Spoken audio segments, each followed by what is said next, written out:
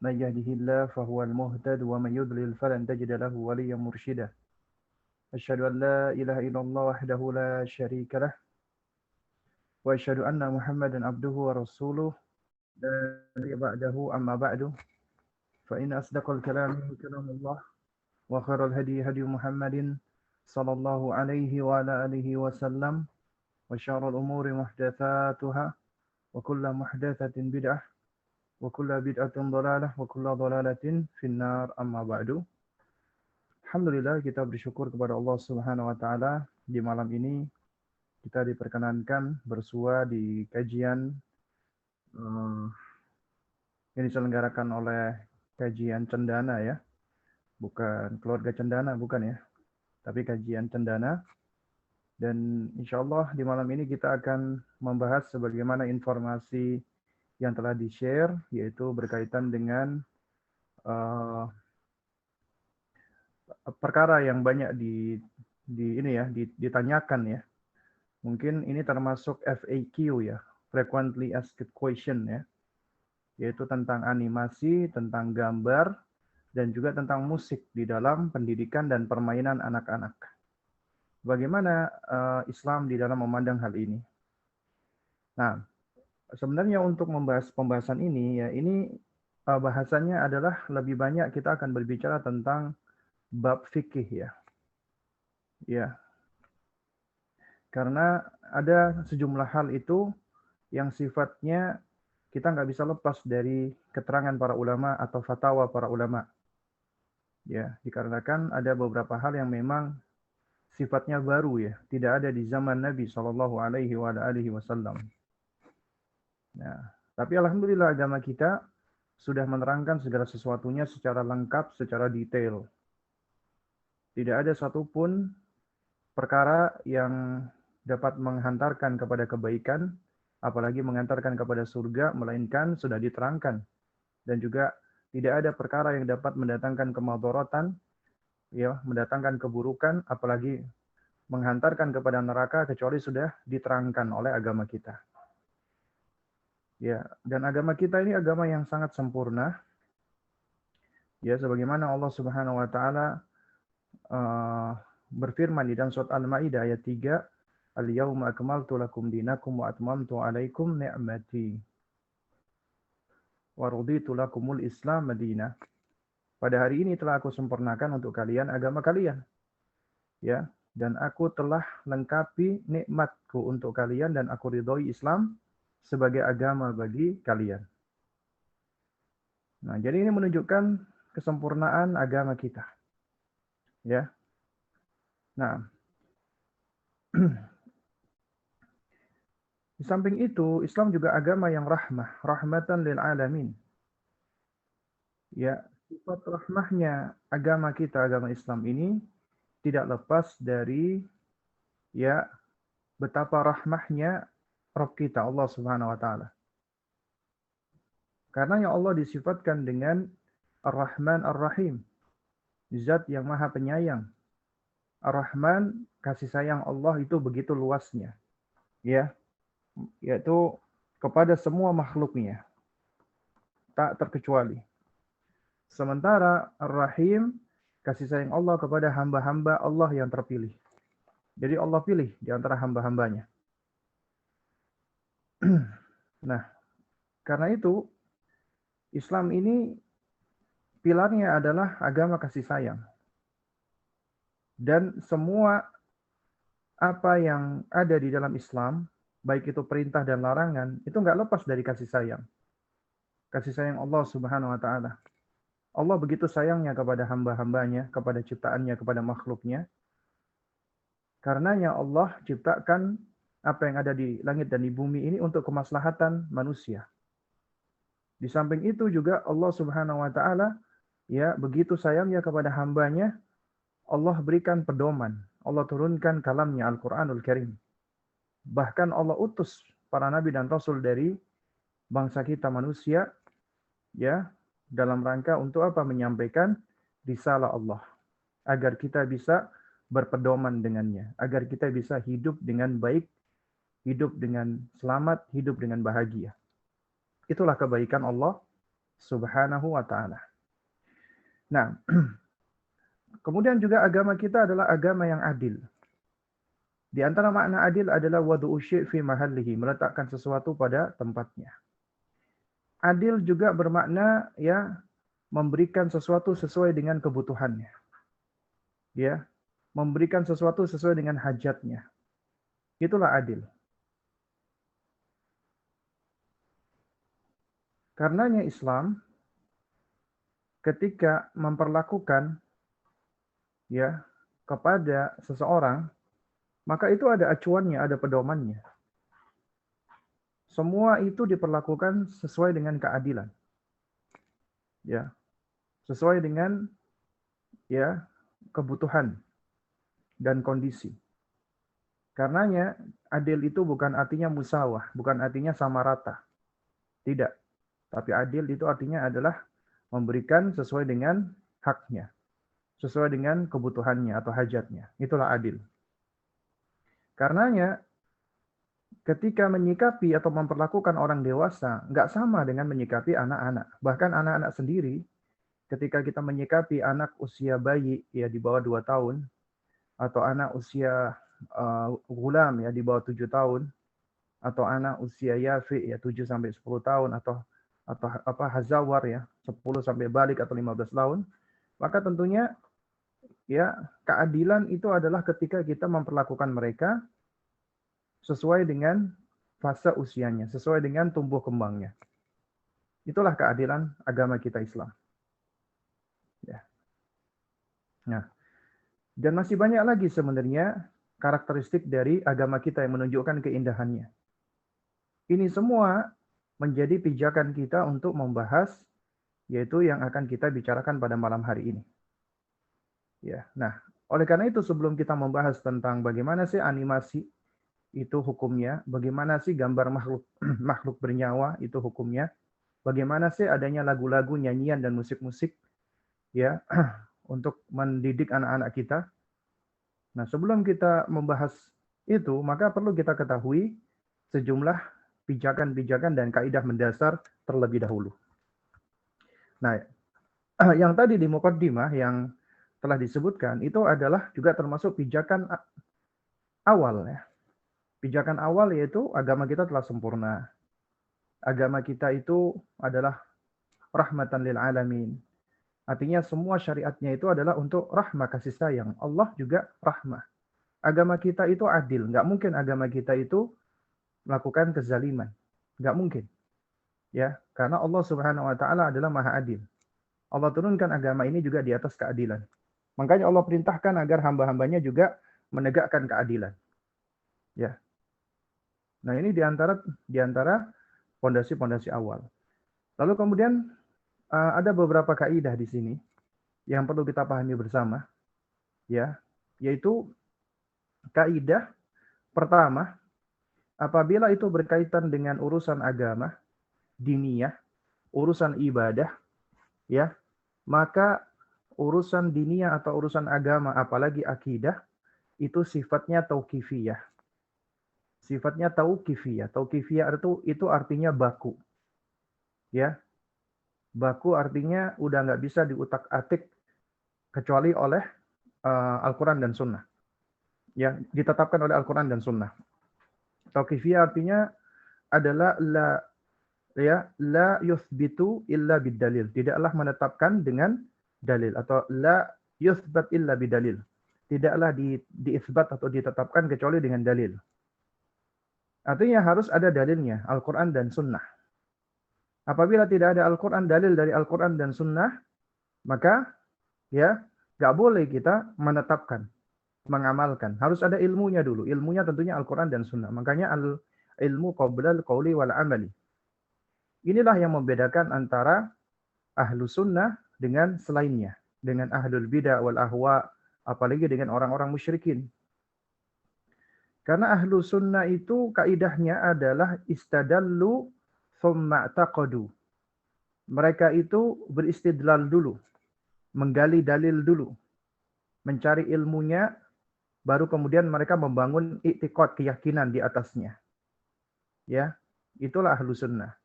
Tapi selain ahlu sunnah, mereka i'taqadu thumma istadallu, ya. Thumma istadallu.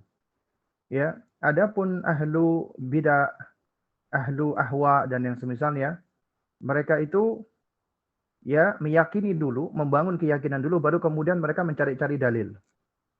Baru kemudian mereka mencari-cari argumentasi. Nah, ini bedanya ahlu sunnah dengan ahlul bid'ah diantaranya. Nah, oleh karena itu, ya kita patut berhati-hati dengan sejumlah orang yang mereka termasuk pegiat parenting, kemudian dilabeli dengan parenting Islam, tapi ternyata ya mereka itu meyakini dulu konsep-konsep di luar Islam, kemudian mereka mencari-cari dalil-dalil yang sesuai. Ini konsep yang keliru.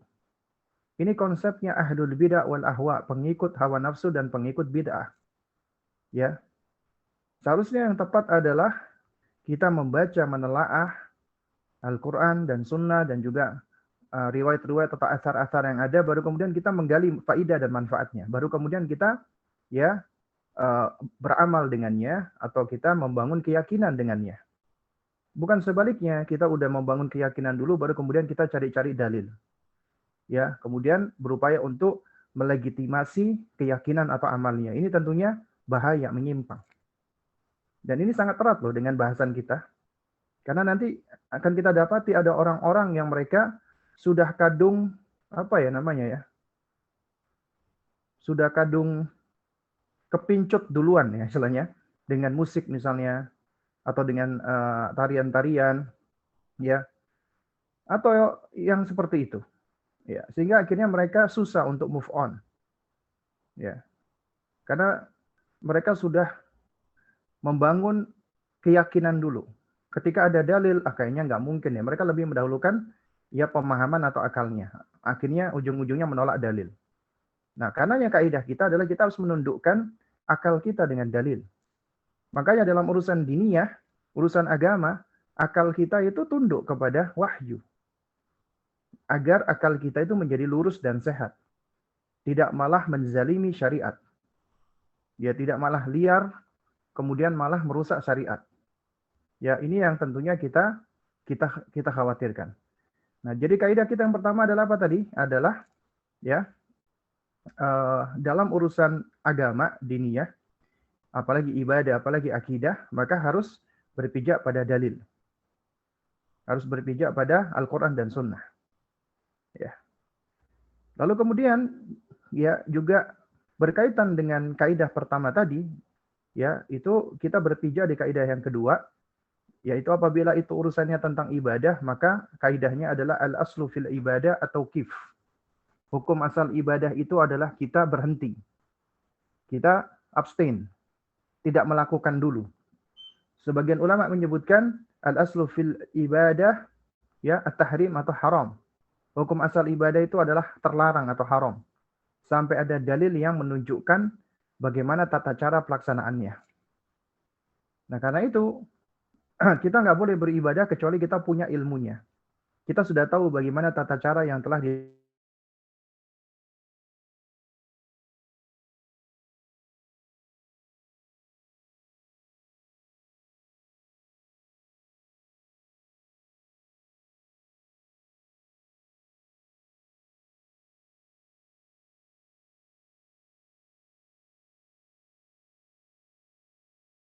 asya al-ibahah. Hukum asal segala sesuatu selain ibadah ya tentunya adalah mubah, boleh. Ya, hukum asal segala sesuatu adalah mubah. Kecuali apabila ada dalil yang menunjukkan keharamannya. Nah, oleh karena itu, ya, metode kita tidak sebagaimana yang dipikir atau yang dilakukan oleh sebagian orang. Ada sebagian orang, ya, ketika mereka itu berdiskusi, berdialog atau berdebat, mereka berdebat tanpa ilmu, ya. Akhirnya mereka jatuh kepada kesesatan karena mereka nggak memahami tentang kaidah. Contoh misalnya, ya, kita ditanya oleh orang apa hukumnya minum air, ya. Kemudian kita katakan mubah. Nah, kemudian dia bertanya, apa dalilnya? Kalau minum air itu mubah. Apa hukumnya minum teh? Mubah. Apa dalilnya kalau minum teh itu mubah? Boleh. Ya. Apa dalilnya minum kopi? Mubah. Dalilnya apa kalau minum kopi mubah? Ya. Nah, ini yang bertanya, ini yang keliru. Ya. Yang bertanya ini yang salah. Seharusnya kita yang bertanya, apa dalilnya ketika Anda mengharamkan misalnya kopi, teh, atau air? Karena hukum asal segala sesuatu itu mubah. Al-aslu fil asya al-ibaha. Hukum asal segala sesuatu itu mubah. Sampai ada dalil yang menunjukkan haramnya. Ya, karena tidak ada yang menunjukkan keharaman dari air, maka air itu mubah. Demikian pula dengan teh, demikian pula dengan kopi, dan yang semisalnya. Demikian pula dengan khomer. Khomer itu asalnya halal. Ya. Tapi karena datang dalil yang menunjukkan pengharamannya, maka kehalalannya berubah menjadi haram. Ya, menjadi haram. Dan ketika Allah mengharamkan sesuatu, pasti di dalamnya ada kemadharatan di dalam khomer tersebut. Ya. Nah, makanya itu kembali kepada apa? Kembali kepada kasih sayang Allah. Ketika Allah mengharamkan sesuatu, Allah sayang sebenarnya dengan hamba-hambanya. Dan itu bentuk keadilan juga. Dan ini bentuk kesempurnaan dari agama kita. Nah, karena itu kaidahnya adalah di dalam perkara-perkara non-ibadah, semuanya boleh. Sampai ada dalil yang menunjukkan haramnya. Sebaliknya di dalam perkara ibadah tadi ya, kaidah yang awal, ya semuanya itu nggak boleh kita lakukan sampai ada dalil yang menunjukkan ya kaifiatnya, tata caranya, pelaksanaannya, baru kita praktekkan, baru kita amalkan. Ya. Nah, karena itu juga suatu hal yang keliru. Ketika ada orang misalnya mereka melakukan bid'ah, misalnya mereka mengkhususkan atau membaca misalnya mereka membaca misalnya setiap hari Senin mereka membaca surat Al-Qamariyah misalnya. Setiap hari Selasa mereka membaca surat Ad-Duha misalnya, ya. Itu mereka lakukan. Nah, pada saat kita ingkari, mereka mengatakan, masa orang mau ngaji kok dilarang? Ya, masa orang mau baca Quran kok dilarang? Ya. Kemudian juga bahkan mereka tidak segan-segan akan mengatakan apa dalilnya kita dilarang melakukan hal tersebut. Apa dalilnya? Kita diharamkan melakukan hal tersebut. Padahal kita baca Al-Quran. Nah, ini adalah syubhat ya dari orang-orang yang mereka tidak memahami tentang qawaid. Ya. Nah, padahal jawabannya gampang. Ya. Kembali ke kaidah tadi. Kaidahnya adalah apabila itu berkaitan dengan masalah ibadah, maka yang beribadah harus menunjukkan dalilnya. Anda membaca Al-Quran. Allah mengatakan, ya, faqra'u, ya, ma tayassara min. Ya, bacalah Al-Quran, ya, apa yang mudah darinya. Artinya itu bebas, mutlak. Kita boleh baca surat apa saja, kapan saja, anytime, boleh. Itu umum. Nah, kalau sifatnya umum, maka kita nggak boleh mengkhususkan kecuali apabila ada dalilnya dari Rasulullah. Ya, karena untuk mengkhususkan sesuatu, berarti kita menganggap ada keistimewaan pada sesuatu tersebut. Berarti kita menetapkan sesuatu itu istimewa, itu berangkatnya dari mana? Dari diri kita sendiri, padahal kita nggak punya ilmu tentangnya. Nah, karenanya bagi mereka yang mengamalkan tadi, misalnya mengkhususkan membaca surat ini pada hari ini, surat itu pada hari itu, nggak ada dalilnya, maka kita tanyakan kepada mereka, ya pertama, apakah perbuatan kamu itu baik? Pasti dia mengatakan baik dong. Kalau dia mengatakan tidak baik, berarti ngapain dia melakukannya? Soalnya mereka mengatakan, aku baca Quran kok, itu baik, oke baik. Ya, itu baik. Kemudian yang kedua, kita tanya lagi, apakah Nabi SAW tahu kalau yang kamu lakukan itu baik? Nggak mungkin dia mengatakan Nabi nggak tahu, berarti dia menuduh Nabi, mohon maaf, jahil. Nah, dia akan mengatakan Nabi tahu kalau itu baik. Ya, oke, berarti kita lanjut ke pertanyaan berikutnya. Kalau Nabi tahu itu baik, pertanyaan berikutnya adalah Nabi mempraktekkan nggak, mengamalkan nggak? Nah, baru dia mulai agak bingung. Karena kalau Nabi mempraktekkan, maka pasti ada riwayatnya disampaikan sahabat sampai hadisnya kepada kita. Dan kita tuntut dia untuk menunjukkan hadisnya. Mana hadisnya? Mana riwayatnya yang otentik? Kalau itu dipraktekkan Nabi. Ya, masa Anda lebih alim daripada Imam Bukhari, Imam Muslim, Imam Nasai, Imam Ibnu Majah dan lain sebagainya, atau bahkan dari sahabat yang tidak pernah meriwayatkan ya amalan Anda? Nggak pernah.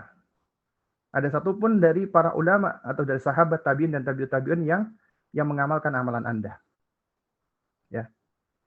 Nah, berarti satu-satunya jawaban yang akan dipilih ya, yang cenderung dipilih adalah Nabi tidak mempraktekannya. Ini berarti tuduhan kepada Nabi. Nabi mengetahui kebaikan tapi Nabi tidak mengamalkan. Berarti Anda menuduh Rasulullah tidak mengamalkan ilmunya. Atau Nabi SAW itu menyembunyikan ilmunya, berkhianat terhadap risalah.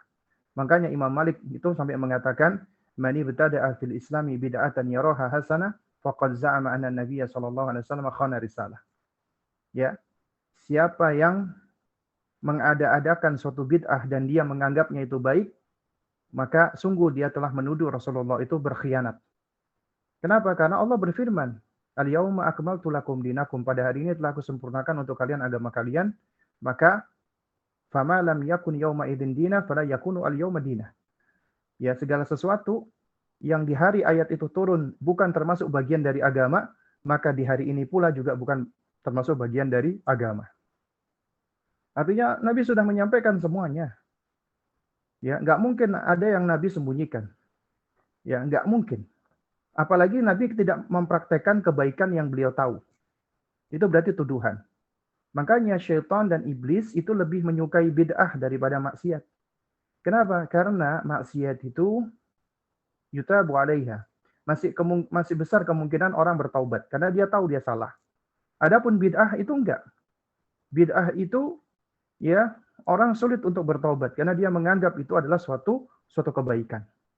Ya padahal ya di dalamnya itu adalah suatu bentuk penentangan, ya, suatu bentuk perbuatan yang menganggap seakan-akan Nabi itu mengkhianati risalahnya, ya, menempatkan diri kita pelaku bid'ah itu, ya, sebagai orang yang lebih pintar daripada Nabi dan para sahabat dan ulama-ulama lainnya.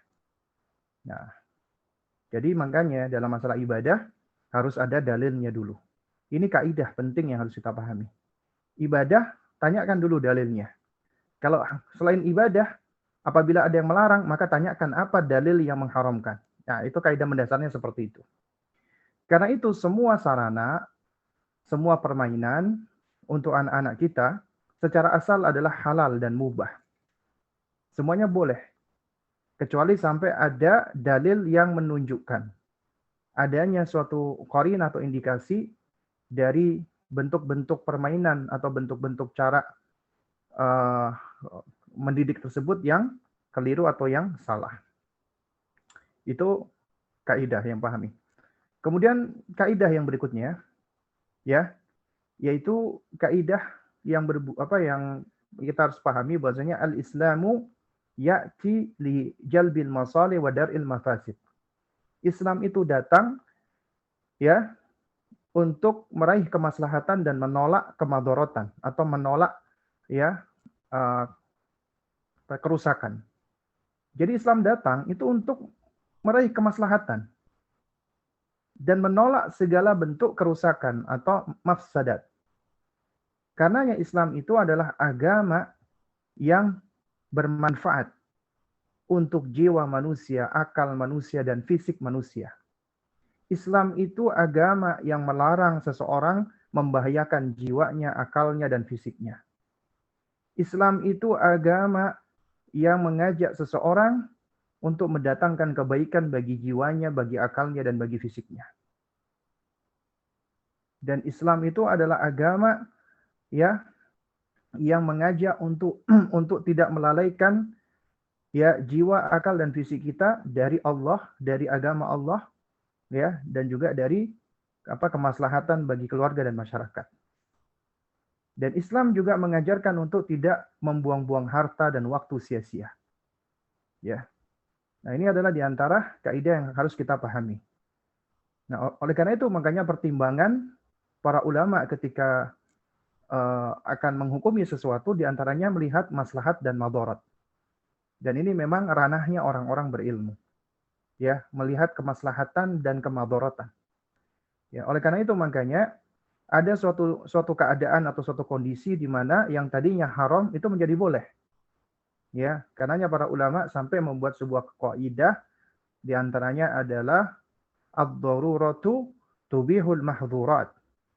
Kondisi darurat, kondisi mendesak itu memperbolehkan perkara-perkara haram. Tadinya haram karena ada kondisi mendesak, ya sesuai dengan kondisi mendesak tadi, darurat tadi, maka sesuatu itu menjadi halal, menjadi mubah, tapi hanya secukupnya, tidak boleh berlebihan. Contoh misalnya, seseorang tidak punya makanan apapun kecuali hanya ada daging babi misalnya. Maka dia boleh memakan daging babi, hanya khusus, ya, maksud saya itu hanya sebatas untuk menegakkan tubuhnya. Nggak boleh berlebihan dan nggak boleh bernikmat-nikmat dengannya. Ya cukup untuk supaya dia tidak meninggal dunia. Ya. Karena kondisi darurat. Nah, kalau kondisinya sudah kuat, sudah baik, maka dia udah nggak boleh lagi makan daging babi tersebut. Atau misalnya ada orang yang sakit, ya. Orang yang sakit atau misalnya ada seorang wanita, ya. Seorang wanita itu kan tidak diperbolehkan dia untuk untuk secara asal ya untuk mengikuti KB atau pakai alat kontrasepsi kecuali tujuannya untuk tandimun nasal ya, mengatur jarak kelahiran. Tapi kalau tahdidun nasal membatasi kelahiran itu hukumnya haram. Tapi tandimun nasal mengatur jarak kelahiran itu boleh. Nah, kemudian ada wanita yang mungkin dia udah setiap tahun itu selalu melahirkan, anaknya sudah 9, secara medis udah nggak boleh lagi dia melahirkan. Ya, sehingga mau nggak mau dia misalnya harus disterilkan atau kondisi-kondisi medis yang lainnya. Dan itu suatu hal yang terbukti. Maka dia boleh. Kenapa? Karena kondisi yang darurat. Juga demikian, itu disebutkan bahwasanya al-hajatu ya tubihul makruhat. Kondisi-kondisi yang berhajat, ya, ada kebutuhan, maka itu memperbolehkan sesuatu yang tadinya makruh. Yang tadinya makruh karena ada hajat, maka itu menjadi boleh, udah nggak makruh lagi. Ya, ini diantara kaidah-kaidah yang patut kita pahami, di mana para ulama mereka ketika menformulasikan kaidah ini itu nggak lepas dari Al-Quran dan Sunnah dengan metode tatabu dan istiqra. Tujuannya apa? Adalah dalam rangka meraih kemaslahatan dan menjauhkan dari kemadharatan. Ya, ini kaidah. Kemudian kaidah berikutnya, ya, ini berkaitan dengan konsep hikmah, yaitu tidak sama antara orang dewasa dengan anak-anak. Sebagaimana kita tahu anak-anak itu adalah kondisi mereka masih baro'ah, masih terlepas dari dosa. Ya, rufi'atil aqlam, terangkat pena dari mereka sampai mereka balik. Artinya anak-anak sebelum balik maka mereka belum mendapatkan beban syariat dan mereka masih belum berdosa. Karena itu para ulama menerangkan, ya, ketika melihat ada sejumlah riwayat seperti misalnya bolehnya bagi anak-anak bermain boneka, ya, dan sebagian ulama memperbolehkan meskipun boneka itu adalah boneka yang utuh, ada wajahnya, intinya boneka yang utuh. Itu ya jumhur ulama memperbolehkan meskipun sebagian ulama yang lain lagi melarang ya. Ya. Nah, tapi intinya mereka semua bersepakat bahwasanya hukum terhadap anak-anak tidak sama dengan orang dewasa. Anak-anak itu lebih banyak dispensasi. Apabila Allah memberikan dispensasi dalam hal beban syariat taklif, maka tentunya ya kita sebagai orang tua ya juga harus memberikan dispensasi kepada mereka gitu loh. Artinya tidak kita terapkan sama sebagaimana seperti orang dewasa. Ada keringanan-keringanan yang harus kita berikan sebagaimana Allah memberikan keringanan kepada mereka. Nah, karena yang para ulama mengatakan adalah yu'tadaru lis-sigari ma la yu'tadaru lil kibari, atau yughtafaru lis-sigari ma la yughtafaru lil kibari. Ya, yaitu diberikan dispensasi, diberikan udzur, dimaafkan bagi anak-anak tapi tidak untuk orang dewasa. Makanya seperti boneka, ulama yang memperbolehkan boneka utuh penuh, misalnya boneka Barbie, ya itu untuk anak-anak, mereka bermain. Tapi ketika mereka sudah dewasa, sudah remaja misalnya, sudah balik, maka udah nggak boleh lagi gitu loh. Boneka tersebut itu udah tidak boleh lagi, ya. Termasuk boneka-boneka yang dipajang, yang dikoleksi. Itu juga suatu hal yang tidak diperbolehkan. Juga demikian, ya anak-anak ketika kita hendak mengajarkan kepada mereka, misalnya tentang apa ya, tentang konsep membaca, menulis, ya maka tentunya berbeda sama orang dewasa. Bukunya anak-anak itu berbeda sama bukunya orang dewasa. Buku anak-anak itu lebih butuh dengan ya ilustrasi-ilustrasi. Harus banyak visual-visualnya. Kenapa? Karena mereka ketika di dalam proses pembelajaran, ya, jadi kemampuan mereka di dalam bernalar itu belum mampu seperti orang dewasa. Karena mereka butuh suatu hal yang lebih konkret. Nah, yang konkret itu adalah apa? Adalah gambar. Baik itu gambar berupa gambar 2 dimensi, ataupun gambar 3 dimensi, ataupun animasi, kartun, dan yang semisalnya. Nah, inilah yang akan kita bahas insya Allah pada malam hari ini. Nah, jemaah sekalian menggunakan Allah Subhanahu wa taala. Jadi, yang pertama apa dulu yang kita bahas ini? Kita bahas dulu animasi ya. Dan juga gambar, ya. Nah, ini juga berkaitan dengan masalah boneka. Karena boneka itu kita nggak bisa pungkiri, boneka juga bagian dari semacam patung sebenarnya ya, makhluk bernyawa, ya. Tapi fungsinya tidak sama dengan patung. Fungsinya adalah untuk permainan. Ya, dan ini adalah bagian dari tabiat mendasar anak-anak. Jadi kita bahas dulu ya, yang pertama tentang boneka nih. Boneka, ulama berbeda pendapat. Yang pertama, jika boneka itu tidak utuh. Ada boneka-boneka yang tidak utuh. Seperti boneka siluet, atau boneka dari kain perca, boneka yang tidak ada wajahnya. Ya, boneka-boneka intinya yang tidak lengkap, maka ulama sepakat akan kebolehannya. Ya. Sepakat akan kebolehannya. Lalu bagaimana apabila boneka itu utuh? Ya, lengkap, ada rambutnya, ada matanya, ada telinganya, ada hidungnya, ada mulutnya. Maka ini diperselisihkan oleh para ulama.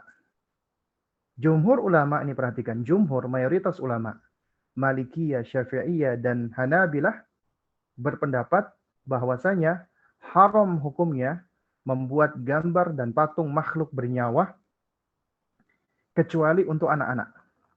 Kecuali untuk boneka. Ya. Kecuali untuk boneka, maka ya jumhur ulama memperbolehkan. Asalnya haram, tapi apabila itu untuk anak-anak, itu boleh. Inilah rukhsah yang dimaksud, ya, yughtafaru lis-sigari ma la yughtafaru lil kibari. Bahkan Al-Imam Al-Qadhi bin Iyad rahimahullah, beliau menukilkan ya tentang bolehnya anak-anak itu bermain boneka, dan ini adalah pendapat mayoritas ulama jumhur. Ini juga yang disebutkan oleh Imam Nawawi di dalam syarah Sahih Muslim. Ya. Ketika beliau menerangkan tentang larangan gambar atau patung, ya, kemudian disebutkan tentang hadis-hadisnya, lalu beliau menerangkan tentang hal ini dikecualikan untuk boneka bagi anak-anak. Kenapa? Karena memang ada dalil yang menunjukkan kebolehannya. Dan jumhur ulama berpendapat kebolehan di sini itu sifatnya adalah bebas. Maksudnya bebas itu baik untuk hewan ataupun untuk manusia. Baik bentuknya 2 dimensi ataupun 3 dimensi. Itu tetap boleh. Ya, tetap boleh bagi jumhur ulama ya. Ya, kecuali tadi ya ada ulama yang memang melarang atau mengharamkan secara mutlak ya. Memang ini pendapat yang kita tidak pungkiri, ada. Tapi jumhur ulama memperbolehkan. Ya. Nah, di antaranya seperti misalnya ulama dari Hanabilah. Ya.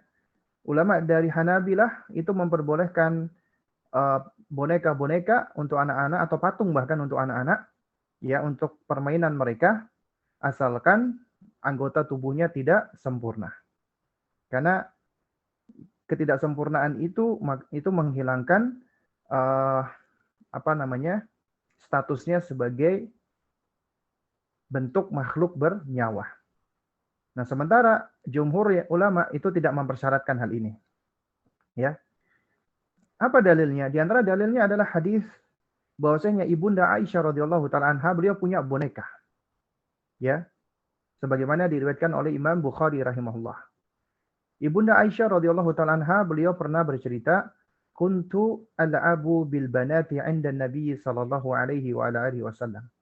Aku pernah bermain dengan banat. Banat itu sebenarnya artinya kan anak-anak perempuan ya, tapi dimaksud di sini adalah boneka. Ya. Aku pernah bermain dengan bonekaku di dekat Rasulullah. Ya, wa kana li sawahibu yal'abna ma'i. Ya, dan aku juga punya sahabat-sahabat, teman-teman yang aku bermain dengannya, yang mereka bermain denganku. Fakana Rasulullah sallallahu alaihi wasallam idza dakhala ya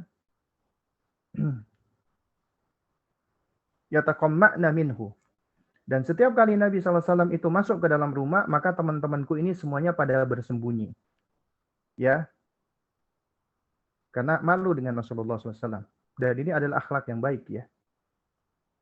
Fayusarribuhunna ilayya, ya. Kemudian fayal abna ma'i.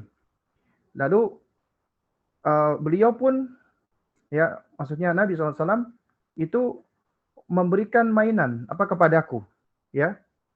Beliau memberikan mainan kepadaku satu persatu sehingga teman-temanku itu pun akhirnya keluar dan bermain lagi denganku.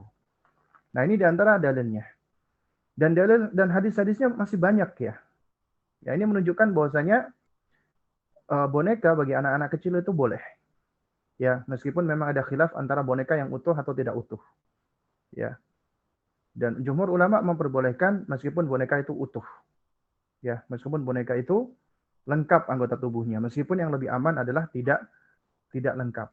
Tapi kalau ada yang punya boneka, misalnya boneka singa, beruang, bahkan Barbie sekalipun, ya, itu sebenarnya adalah keringanan bagi mereka. Dan di antara hikmah atau faidah, kenapa anak-anak, terutama anak wanita itu, dia diizinkan untuk bermain boneka. Nah, ini istilahnya ibaratnya kalau di dalam dunia pendidikan saat ini bagian dari role play sebenarnya ya. Mereka sedang bermain peran sesuai dengan kodratnya. Ya. Nah, jadi anak-anak kecil itu dia akan bermain sesuai dengan kodratnya untuk menumbuhkan kasih sayang dia dengan makhluk lainnya, dengan adiknya atau dengan anaknya atau dengan bayi ya. Dan ini adalah suatu tabiat yang sudah Allah tanamkan. Dan ini ditumbuhkan dengan kita mengizinkan mereka bermain boneka. Bagaimana laki-laki, Ustadz, kalau bermain boneka? Ya, secara asal, sebenarnya permainan laki-laki dan wanita itu berbeda, tidak sama. Tapi bukan artinya laki-laki itu dilarang secara mutlak bermain boneka. Dia boleh punya boneka, bermain boneka, asalkan tidak menyalahi kodratnya. Artinya, misalnya ketika dia main boneka, dia misalnya ya main sama adiknya atau kakaknya atau temannya, dia menempatkan diri sebagai laki-laki, sebagai suami, sebagai seorang ayah misalnya.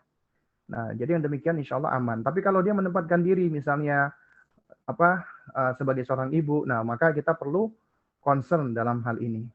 Biasanya laki-laki itu, anak laki-laki ya bentuk mainannya beda.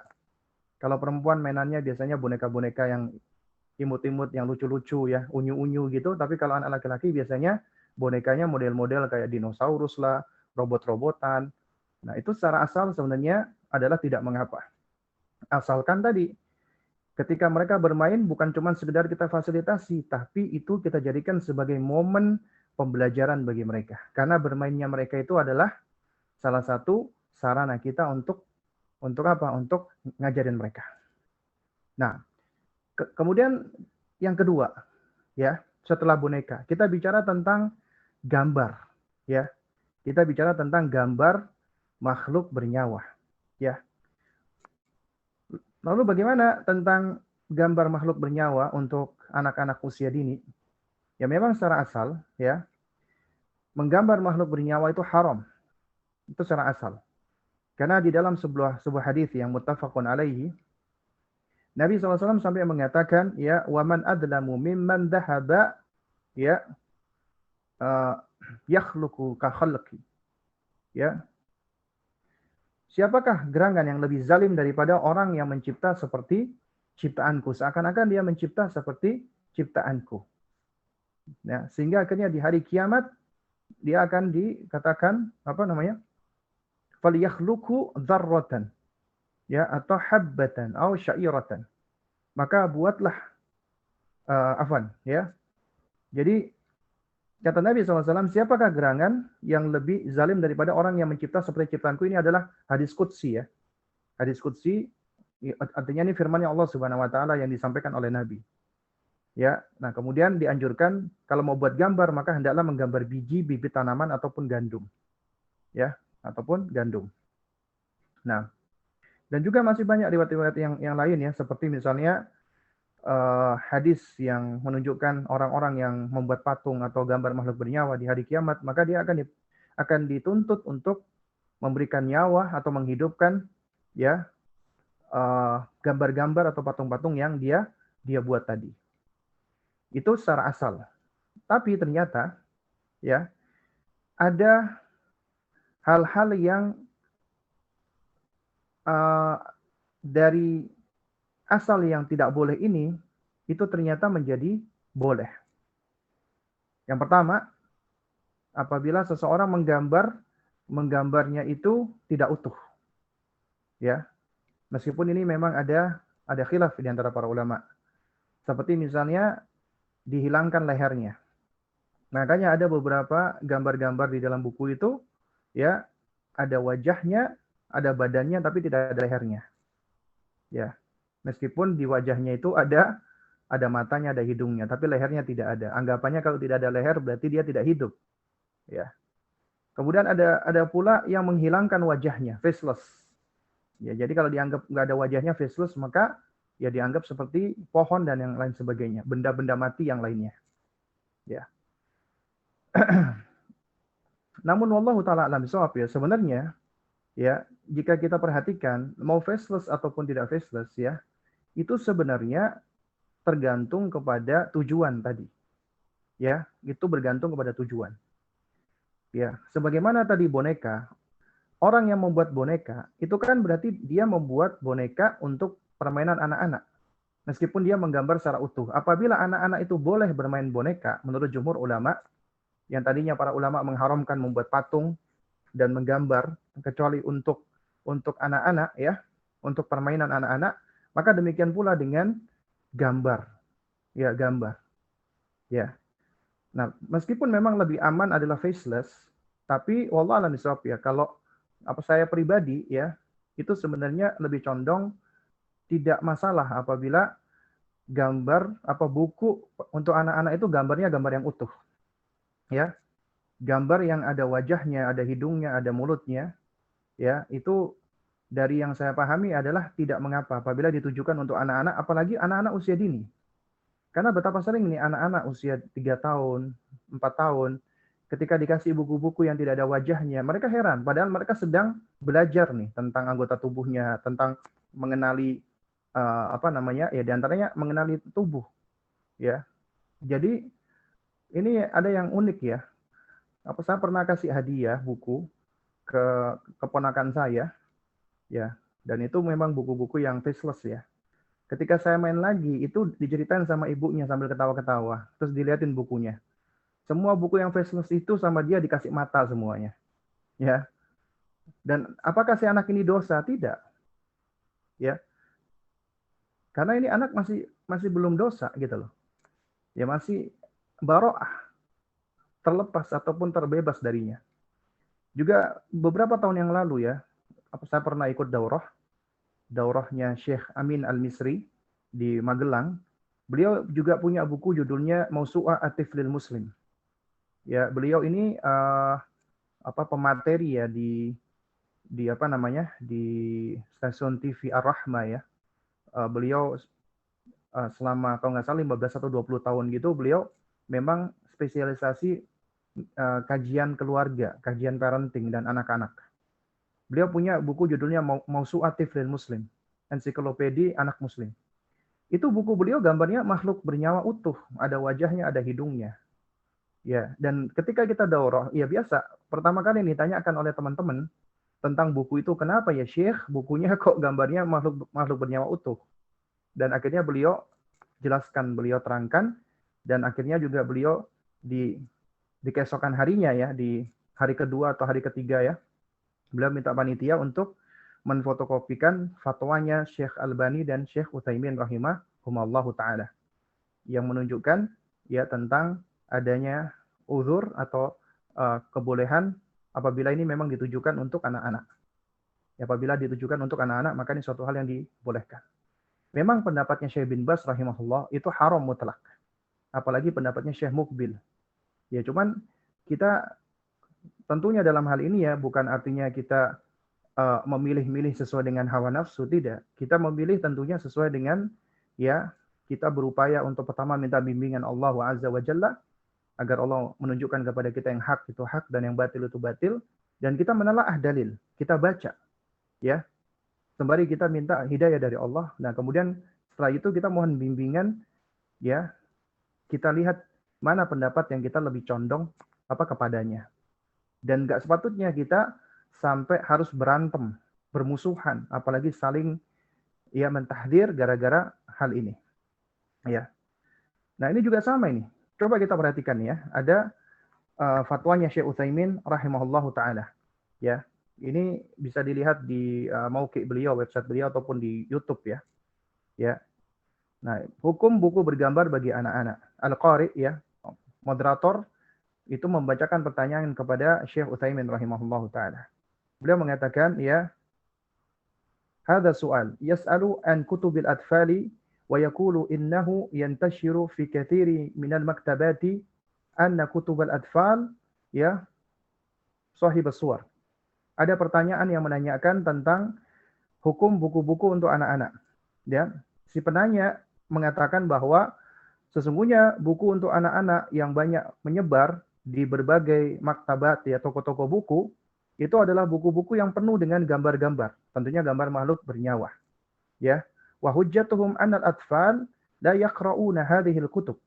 Ya, mereka berargumentasi dari pihak penerbit maksudnya, ya bahwasanya anak-anak itu belum bisa membaca, ya.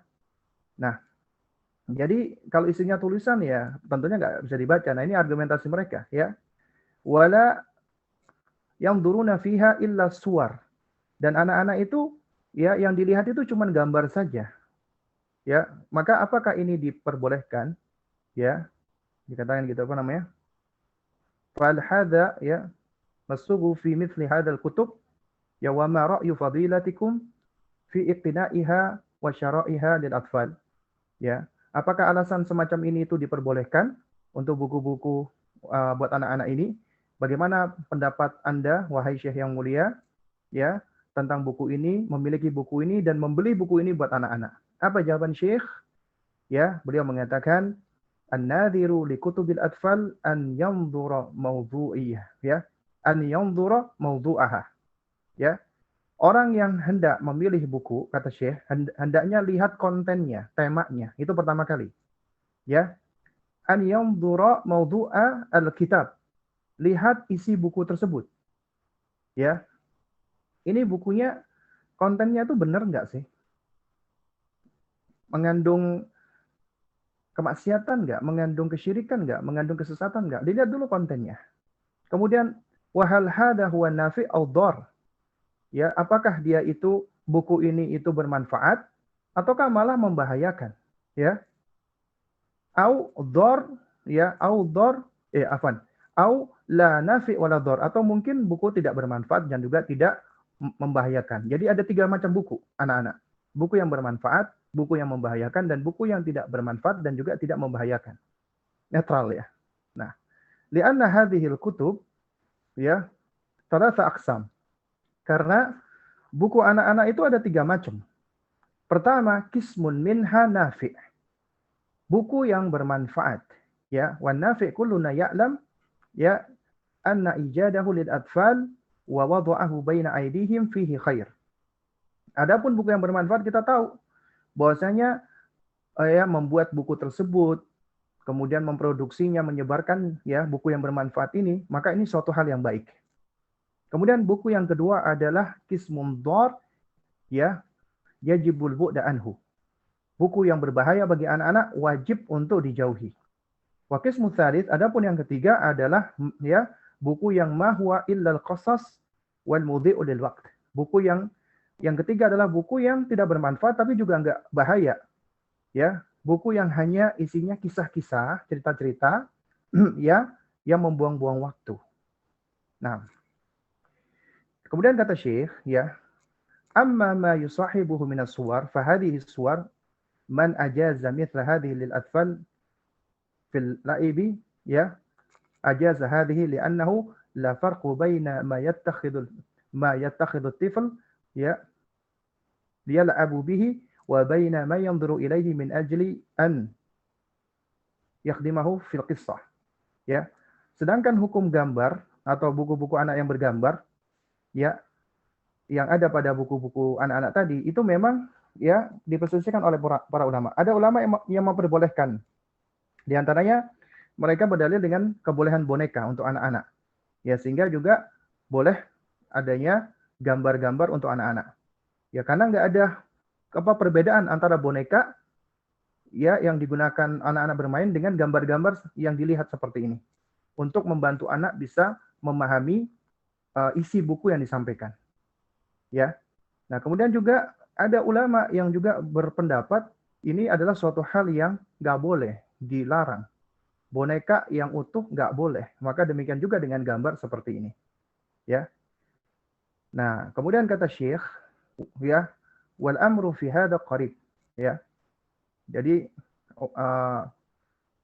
urusan ini ya itu adalah perbedaan pendapat di dalamnya itu bukanlah perbedaan pendapat yang sengit, yang tajam. Lakin al-mushkil kullun mushkil fi mawdu'il kitab.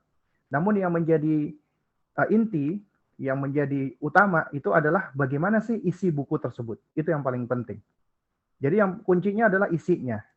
Itu yang disebutkan oleh Syekh.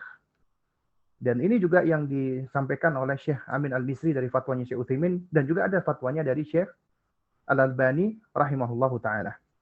Nah, kemudian juga yang menarik itu yang disampaikan oleh Syekh Amin Al-Misri, ini juga menarik. Ya.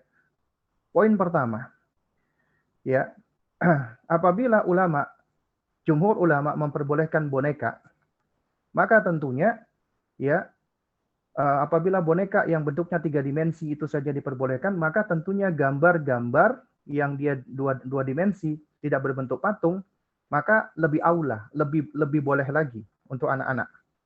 Itu yang dia sampaikan, yang poin pertama. Kemudian poin kedua, ya, bahwasanya larangan menggambar makhluk bernyawa, ya, itu adalah secara asal, ya, disepakati oleh para ulama apabila memang menggambarnya itu hanya sebagai hobi, hanya intinya nggak ada tujuan yang jelas. Tapi larangan ini, ya, itu berubah menjadi boleh apabila itu ditujukan untuk anak-anak. Ya, gambar-gambar atau boneka yang ditujukan untuk anak-anak. Maka itu menjadi pengecualian. Ya, itu poin kedua. Kemudian poin ketiga, ya, taruhlah kita cenderung kepada pendapat yang mengharamkan. Ya, pendapat yang mengharamkan. Pertanyaan berikutnya adalah, apakah sama orang yang melihat patung dengan orang yang membuat patung, misalnya? Atau orang yang membuat gambar makhluk bernyawa dengan yang melihat gambar makhluk bernyawa? Contoh misalnya, ya, ada orang gambar makhluk bernyawa. Maka yang kena ancaman dalam hadis siapa? Mereka. Ya, Karena yang diancam adalah al-musawwirun. Ya, para penggambar ini yang diancam. Seandainya kita condong kepada pendapat yang melarang, maka yang terancam adalah al-musawwirun. Nah, apakah ini juga berlaku bagi orang yang melihat? Bagi orang yang melihat gambarnya dia? Misalnya Anda lihat misalnya ada patung di jalan atau ada gambar-gambar yang lain, ya, meskipun Anda mengharamkan, apakah melihat juga haram? Nah, kalau dikatakan haram berarti harus menunjukkan dalil. Menunjukkan dalil. Ya. Untuk mengharamkan sesuatu harus menunjukkan dalil. Apa dalil kita diharamkan untuk melihat tadi patung dan lain sebagainya? Ya. Nah, berarti apa? Nggak sama antara orang yang membuat dengan orang yang sekedar melihat. Sementara buku-buku tersebut ya atau boneka-boneka tadi itu bukan kita yang buat. Jadi kita cuma pakai yang ada aja. Ya.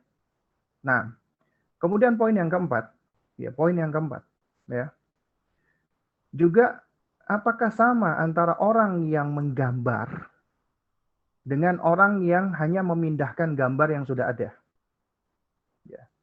Misalnya, contoh, Anda ambil gambar kartun, ya, Anda crop, Anda copy, Anda pindahkan ke sebuah media misalnya. Apakah sama antara orang yang hanya memindahkan nakal, memindahkan dengan orang yang gambar? Ya. Nah, ini kalau kita perhatikan nggak sama antara orang yang menggambar dengan orang yang sekedar memindahkan gambar. Sama seperti misalnya pro kontra emoticon. Ya. Nah, sebagian ustadz memang nggak dipungkiri ada yang melarang, mengharamkan mempergunakan emoticon karena mempergunakan makhluk bernyawa. Ya. Tapi sebagian yang lain memperbolehkan. Sebagian yang lain memang lebih baik ditinggalkan. Wallah alam bisawab. Kalau saya pribadi yang pertama, emoticon itu bukan makhluk bernyawa. Itu cuma simbol. Lingkaran, dikasih tanda titik, dikasih lingkaran lagi seperti orang senyum, orang sedih. Itu cuma simbol. Bukan gambar makhluk bernyawa. Karena kita tahu, nggak ada makhluk bernyawa yang modelnya seperti itu gitu loh. Ya. Nah, kemudian yang kedua, dari emoticon tadi, anggap saja itu gambar makhluk bernyawa. Toh kita bukan yang menggambar, kita cuma memindahkan anaklu. Mindahin doang gitu loh. Yang sudah ada dipindahin. Berarti apakah sama ancamannya? Kalau orang mengatakan sama, berarti harus menunjukkan dalilnya. Ya. Harus menunjukkan hujah ataupun dalil. Nah, juga sama dengan gambar untuk anak-anak. Ya, gambar untuk anak-anak. Itu juga sama demikian. Lalu bagaimana dengan animasi, Ustaz? Oh, animasi ini kan lebih parah lagi ya kalau kita lihat. Artinya bukan hanya gambar dua dimensi, tapi gambar bergerak. Ada suaranya, benar-benar kalau tadi ancaman Allah, ancaman Rasulullah adalah bagi musawwirin, itu ketika menggambar makhluk bernyawa, membentuk makhluk bernyawa baik dalam bentuk patung ataupun dalam bentuk gambar. Bagaimana dengan animator? Ya, maka para animator dikembalikan lagi. Ya. Kalau bagi mereka yang mengharamkan gambar secara mutlak, ya udah selesai. Berarti ya sudah haram, udah. Ya, artinya apabila Anda lebih condong kepada pendapat ulama yang mengharamkan secara mutlak, udah selesai berarti. Berarti itu nggak boleh secara mutlak, udah. Ya.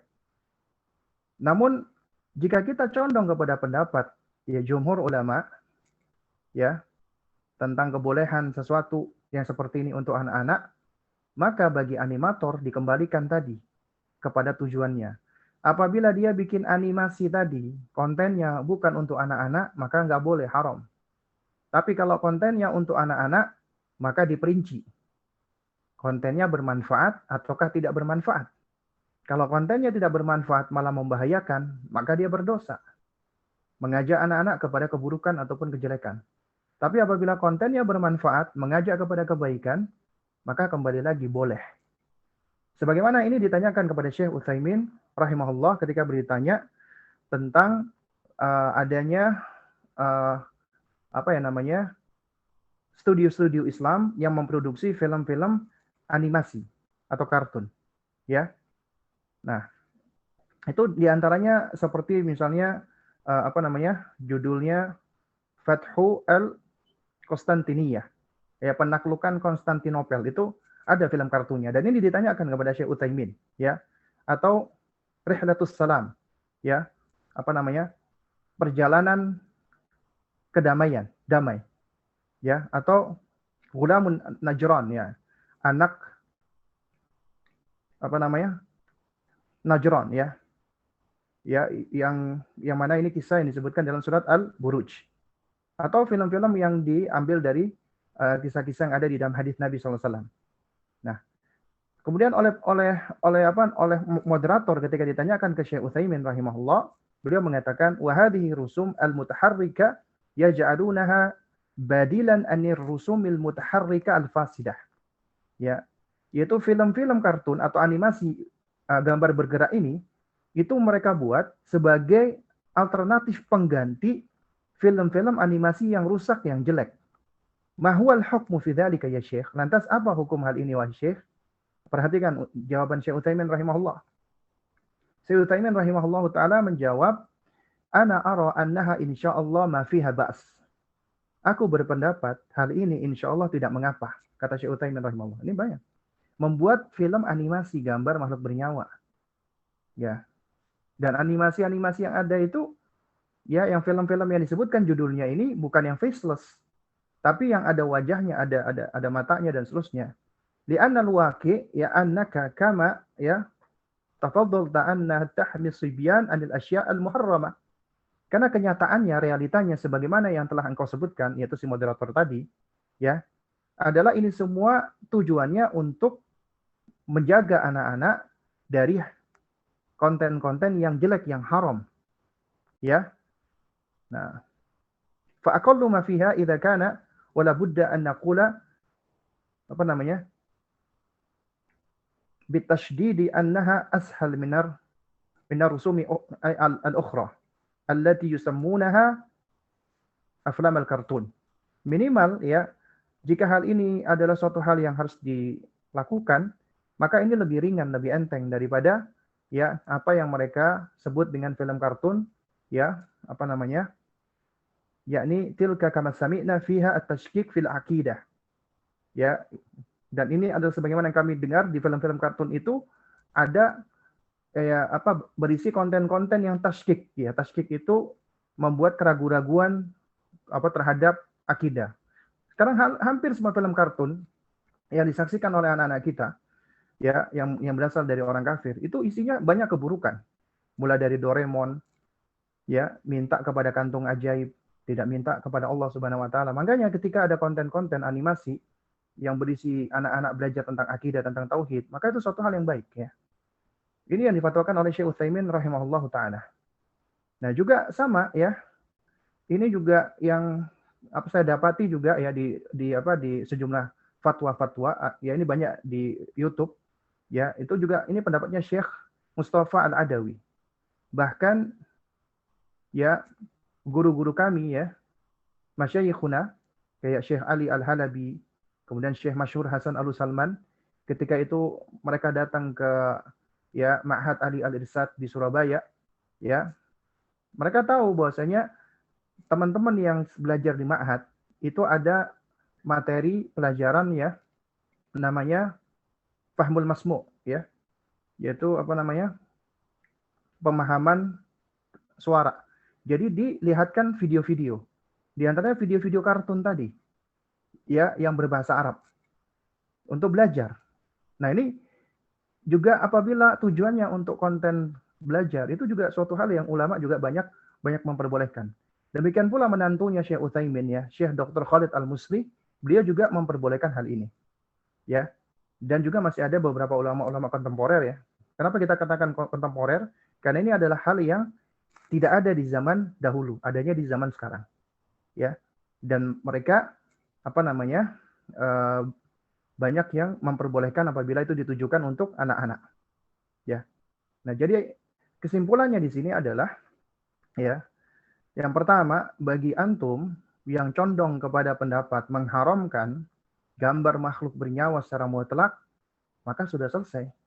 Antum nggak boleh menghadirkan di dalam rumah antum adanya hal ini, termasuk televisi, termasuk kayak komputer, laptop atau handphone, ya yang ada gambar-gambar itu, maka ya antum harus berupaya itu untuk menghilangkan itu semua.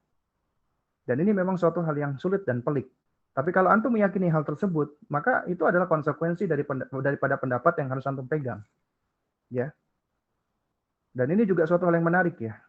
Ini juga kami dengarkan dari guru-guru kami ya, dari masyayikh kami ya, bahwasanya ada sebagian ulama ya yang tidak mereka sebutkan namanya, asalnya itu mereka cukup keras dengan video ceramah ya, yang disebarkan ataupun yang di-share. Nggak boleh, haram. Bolehnya cuman suara doang. Ya. Nah, tapi di kemudian hari akhirnya mereka pun membuat konten-konten video karena melihat begitu manfaatnya konten-konten video yang ada. Dan akhirnya mereka merubah pendapatnya yang tadinya mengharamkan secara mutlak, akhirnya boleh. Ya, dan ini suatu hal yang bukan pelin-pelan, bukan. Tapi ini adalah orang-orang yang memang ketika mereka melihat ya, ada dalil yang lebih kuat, ya, ada hujah yang lebih kuat, kemudian ada kemaslahatan yang lebih besar, maka mereka akan mengikutinya. Ya, karena memang kaidahnya adalah al-hukmu yaduru ma'a illatihi adaman au wujudan. Ya, hukum itu adalah berputar mengikuti sebab ilahnya, ada atau tidaknya. Ya, nah oleh karena itu makanya seorang ahlu sunnah dia itu berputar mengikuti dalil, bukan mengikuti pendapat, tapi mengikuti dalil. Nah, jadi bahasan kita udah ya tentang animasi dan juga gambar ya. Berarti tinggal bahasan apa yang berikutnya? Nyanyian dan musik. Perlu kita perhatikan bersama bahwasanya nyanyian dan musik itu bukanlah suatu hal yang sama. Ya, tidak sama. Musik sudah jelas haram. Ya, musik udah jelas haram. Ya, jadi kita nggak usah bahas panjang lebar ya karena singkatnya waktu ya. Dan bahkan ini adalah kesepakatan ulama 4 imam madhab. Kecuali madhab Zahiri. Dan itu pendapat yang syadz ya, pendapatnya Muhammad ibn Hazm. Ya, Al-Andalusi. Ya. Jadi yang menyelisihi keharaman musik itu hanya ya madhab yang Zahiri. Ya, Muhammad ibn Hazm Al-Andalusi. Dan itu pun juga apabila kita lihat sejarahnya Muhammad ibn Hazm, ya beliau adalah seorang ulama ya, imam yang kita muliakan, kita hormati. Beliau tumbuh di Spanyol, ya, Andalusia, dan beliau menceritakan ketika beliau dari kecil, ya beliau itu dididik oleh guru-gurunya beliau itu ketika masih anak usia dini semuanya perempuan, ya semuanya perempuan. Dan ketika itu, ya juga merebak yang namanya musik. Musik-musik itu juga banyak merebak ya di zaman itu. Belum lagi dengan munculnya orang-orang sufi. Nah, belum lagi munculnya para filsuf muslim ya, seperti Al-Farabi misalnya. Itu dia juga seorang musisi sebenarnya. Ya karena itu jangan heran apabila ada sebagian tokoh-tokoh muslim ya, termasuk di zaman now ya. Nah, itu lucu. Jadi mereka memperbolehkan musik, dalilnya atau dasarnya sejarah. Ya. Bukan dalil dari Al-Quran dan Sunnah, tapi sejarah dijadikan dalil. Nah, di antara yang cukup lucu adalah ketika saya pernah lihat salah satu konten YouTube ya, yaitu salah seorang influencer ya yang cukup terkenal ya. Saya nggak usah sebut namanya ya. Nah, dia sedang diskusi dengan seorang ustadz muda ya. Ya, ustadz muda ya, maksudnya yang dikatakan ustadz ya. Yang memang ma'ruf, terkenal ya beliau ini, apalagi konten-kontennya dengan anak-anak muda ya. Nah, ketika diskusi tentang musik, dia mengatakan bahwasanya ya do re mi fa sol la si do itu sebenarnya dari kaum muslimin. Ya, dari kaum muslimin. Itu yang menciptakan nada do re mi itu sebenarnya kaum muslimin. Ya. Dan juga di antara yang dia katakan adalah ya kalau mengharamkan musik itu pendapat yang kurang bijak. Bahkan itu seakan-akan menolak menolak kekayaan gitu. dari apa ya, dari manusia. Manusia itu punya seni, punya rasa, punya asa. Nah, seakan-akan mengingkari itu tadi. Ya, menurut dia yang diharamkan itu adalah musik-musik yang melalaikan. Adapun musik yang malah semakin mendekatkan kepada Tuhan, katanya, itu malah boleh. Ya. Dan ini syubhat memang. Dan di antara argumentasinya hampir semuanya sejarah. Dan kita pun nggak tahu itu sejarahnya otentik atau tidak. Ya, di antaranya seperti dia mengambil sejarahnya ya Sultan Muhammad Al-Fatih. Ya, yang mana dikatakan juga gemar musik. Maksudnya banyak pasukannya, banyak orang-orang di dekatnya itu juga mereka bermusik. Itu dijadikan sebagai dalil atau argumentasi. Ya. Nah, ini berarti metode berargumentasi yang keliru. Ya, ketika berargumentasi dengan sejarah. Karena sejarah itu kita boleh mengambil pelajaran, kita boleh mengambil ibroh, tapi tidak untuk dijadikan dalil kecuali apabila itu sejarahnya Nabi SAW. Ya, apabila itu berasal dari Nabi, ya itu dalil. Adapun selain Nabi, maka tidak bisa dijadikan sebagai dalil. Apalagi orang-orang jauh yang hidup jauh setelah Nabi SAW. Maka nggak bisa dijadikan sebagai dalil. Yang kita ikuti adalah Rasulullah. Musik haram, kesepakatan para ulama. Ya, haram. Ya. Dengan berbagai macam instrumennya, kecuali, nah ini yang dikecualikan, yaitu duf atau rebana. Dan itu pun juga ya hanya pada momen-momen tertentu. Seperti pada saat lagi walimah atau lagi Aid. Dan itu pun yang memukul rebana anak-anak kecil, bukan orang-orang dewasa. Lalu bagaimana dengan nyanyian? Nah, ada pun nyanyian, ya. Nah, ini juga penting ini. Adapun nyanyian itu adalah ketika seseorang mengeluarkan suara dengan irama. Ya. Nah, oleh karena itu makanya tidak tepat apabila nyanyian itu dikatakan haram secara mutlak. Ini sebagaimana dikatakan oleh Syekh Al-Albani rahimahullah. Ya, beliau berpendapat nggak benar kalau nyanyian itu diharamkan secara mutlak. Karena tidak ada dalil yang menunjukkan kemutlakannya atau keumuman hal ini. Ya. Ya, dan juga tidak benar orang yang mengatakan nyanyian itu boleh secara mutlak. Nah, itu juga nggak benar. Ya, sebagaimana ini yang dilakukan oleh para pengikut hawa nafsu, orang-orang yang memang Nah, oleh karena itu, nyanyian itu ada dua macam. Yang mubah dan yang haram. Yang mubah dan yang haram. Dan tidak tepat mengatakan nyanyian itu nyanyian Islami. Nggak tepat. Nyanyian ya udah nyanyian. Yang mubah, yang haram. Nah, tapi memang secara asal, nyanyian itu, asalnya itu boleh mubah. Tapi menjadi haram apabila pertama, diiringi dengan musik. Maka jadi haram tuh. Musiknya, haramnya kenapa? Karena ada musik. Yang kedua, misalnya nggak diiringi dengan musik. Itu tetap haram. Apabila konten atau kata-kata dalam nyanyian itu mengandung keburukan, kesyirikan, kekafiran, kebid'ahan, kemaksiatan, khurafat, ya, perzinahan, yang membangkitkan syahwat, ya kemudian ngolok-ngolok orang, ya body shaming misalnya, ya atau menghina orang lain, menghina penguasa dan yang semisalnya. Maka itu hukumnya haram. Nyanyian-nyanyian tersebut menjadi haram, ya. Yang membuat menjadi haram apa? Karena konten-kontennya, ya isinya, kata-katanya yang haram. Nah, lalu kemudian apalagi yang membuat nyanyian itu menjadi haram? Yaitu apabila nyanyian itu adalah nyanyian yang tasyabbu adalah kufar. Ya, menyerupai nyanyiannya orang kafir atau menyerupai nyanyiannya orang-orang fasik. Contoh misalnya mengikuti irama-irama gereja atau mengikuti irama kidung-kidungnya orang-orang Nasrani. Atau iramanya mengikuti lagu-lagu maksiat, lagu-lagu koplo, lagu-lagu yang nggak benar, ya. Ya. Maka itu tidak diperbolehkan.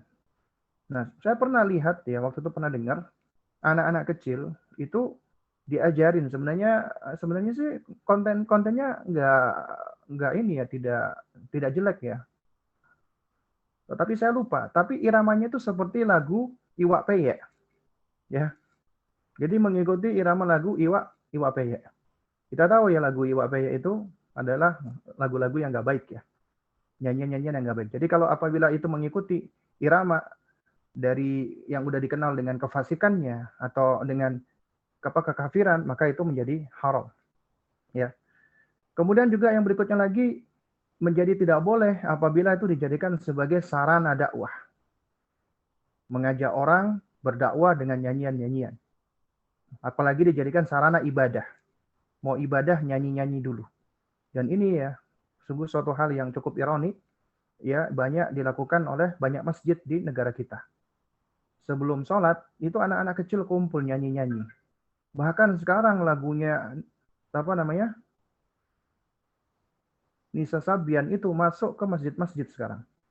Mereka nyanyi dengan mic, menganggap itu bagian dari ibadah. Waliyadzubillah. Ya, waliyadzubillah. Jadi nggak boleh dijadikan sebagai sarana ibadah atau sarana dakwah. Tapi kalau dijadikan sebagai cara untuk mengajar anak, itu boleh. Anak-anak usia dini. Ya, ngajar mereka, mendidik mereka boleh dengan irama. Karena tentunya ya anak-anak itu beda sama orang dewasa. Kalau kita ngajarin anak-anak yang sudah gede, misalnya taruhlah menghafal hari, Senin, Selasa, Rabu, itu bisa. Tapi anak-anak nggak bisa. Anak-anak harus dengan irama. Senin, Selasa, Rabu, Kamis, misalnya contoh itu. Atau ketika menghafalkan bait-bait atau menghafalkan huruf hijaiyah. Alif, ba, ta, sa, jim, ha, kho, misalnya. Itu satu hal yang diperbolehkan. Tidak mengapa. Ya. Nah, kemudian juga nyanyian itu tidak berlebihan ya, sampai ya setiap hari nyanyi terus. Ya, sampai akhirnya melalaikan. Atau ya dijadikan sebagai profesi. Maka itu juga dilarang oleh para ulama. Ya, mentang-mentang suaranya bagus, nyanyi-nyanyi nasyid, ya kemudian dijadikan sebagai profesi. Maka itu hukumnya tidak boleh. Ya, ulama mengharamkan apabila sampai dijadikan sebagai profesi. Lantas bagaimana untuk ibu-ibu guru di anak usia dini yang ngajarin anak diantaranya dengan nyanyian-nyanyian? Setahu saya tidak mengapa. Bahkan seorang ibu ya yang bersenandung menina bobokkan anaknya, itu hukum asalnya juga boleh setahu saya. Ya. Ya. Meskipun kalau dia ngaji ya pastinya lebih baik lah, kita nggak pungkiri. Tapi kalau misalnya dia bersenandung menina bobokkan anaknya misalnya, itu nggak masalah. Ya. Misalnya anaknya dia gendong, terus dia anakku sayang atau gimana gitu, oh ina nikeke, itu lagunya orang ini ya, itu tidak masalah ya. Nah oleh karena itu segala hal yang berkaitan dengan ini seperti yel-yel ya, itu nggak ada masalah sebenarnya, apalagi untuk anak-anak. Apalagi tiap sekolah kan punya yel-yel ya, misalnya aku adalah anak yang rajin dan seterusnya, itu boleh ya, asalkan tadi tidak diiringi dengan musik ya. Nah, dan ini juga suatu hal yang tentunya bagi anak-anak menjadi keringanan. Yang menjadi keringanan bagi mereka. Juga termasuk menyanyikan lagu Indonesia Raya. Itu boleh. Tapi tentunya jangan diiringi dengan alat musik. Ya. Jangan diiringi dengan alat-alat musik. Nah, jadi tidak sama antara nyanyian dengan musik ya. Itu tidak sama. Ya. Baik, kemudian apa lagi nih yang belum ini? Gambar sudah, animasi sudah, nyanyian sudah. Apa yang belum dibahas nih? Alhamdulillah udah Ustaz berarti. Oh, udah. Iya. Udah semua ya. Nah, berarti berarti dari sini kita bisa mengambil kesimpulan ya bahwa sejatinya ya banyak sekali keringanan-keringanan yang diberikan di dalam agama kita itu untuk anak-anak. Nah, keringanan ini adalah bagian dari rahmat kasih sayang. Nah, tapi ini bukan bagian dari kita meremehkan atau mengentengkan kemaksiatan, bukan. Ya, bukan. Ya, karena ada sebagian orang tua nganggap, wah berarti ini ada sekolah yang ngajarin anaknya yel-yel, nyanyi-nyanyi, ini berarti bukan sekolah sunnah ini. Ya, ada yang seperti itu loh. Ya. Nah, ini juga bukanlah sikap yang bijak ya dari sebagian orang tua yang mereka mungkin belum tahu ya, belum punya ilmunya, akhirnya mereka bersikap tanpa ilmu sebenarnya. Meskipun berangkat dari niat yang baik ya, dari kecemburuan terhadap agama. Nah, oleh karena itu kalau misalnya kita punya teman di rumahnya itu punya buku-buku anak-anak, ada gambar makhluk bernyawa yang utuh, kita jangan langsung menghakimi, menyalahkan, ya. Yang penting kontennya keliru tidak, salah tidak gitu loh. Yang penting kontennya, ya. Meskipun memang yang lebih baik adalah gambar-gambar yang faceless. Kita nggak bisa pungkiri. Kalau kita ngomong yang paling baik, yang paling aman ya tentunya ini. Tapi apabila itu ada gambar yang utuh juga kita nggak bisa bersikap langsung keras. Ya, apalagi kalau kontennya apa namanya ternyata baik. Juga termasuk ada animasi-animasi. Ya, animasi-animasi atau film-film. Meskipun itu film animasi-animasi yang tidak nyata, yang khayalan, kisah-kisah yang bukan kisah sebenarnya gitu loh. Ya, seperti misalnya kisah antara dibuat tokohnya misalnya dibuat tokoh antara Ahmad dengan Musa, itu boleh-boleh saja, nggak ada masalah. Ya, karena ada sebagian orang nganggap berarti ini sandiwara, berarti haram.